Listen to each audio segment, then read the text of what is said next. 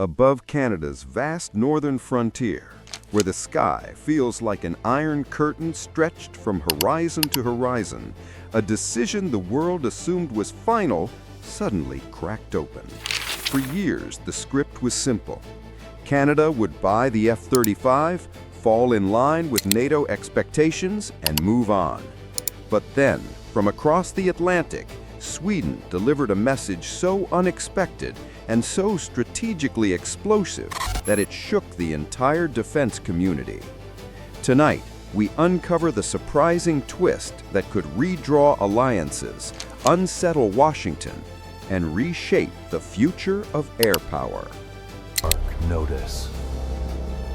The unseen exposed.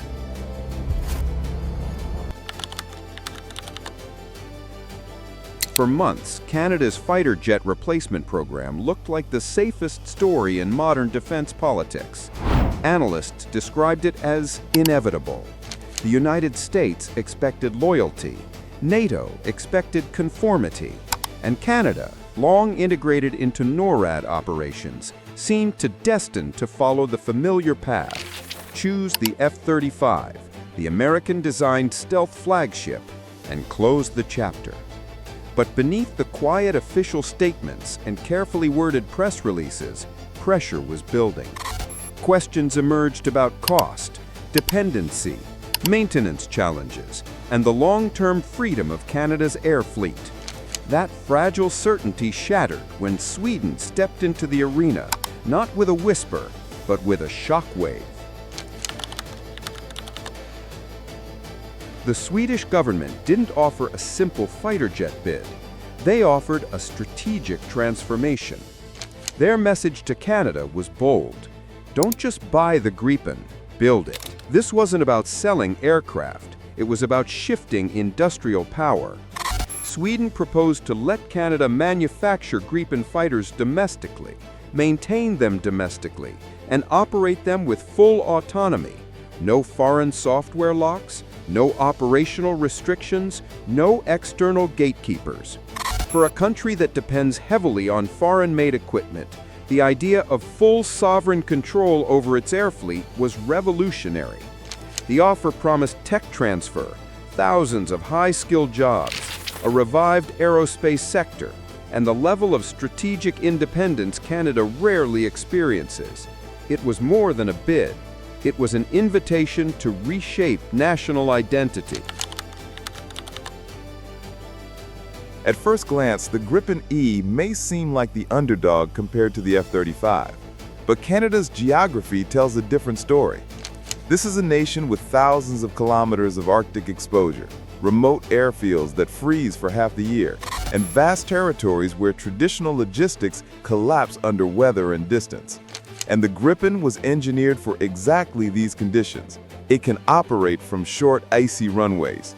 It can be refueled and armed by small ground crews. It can scramble from cold start to airborne in minutes. Its maintenance cost is a fraction of the F-35's, yet its radar, data fusion, and Meteor missile range offer a formidable combat profile.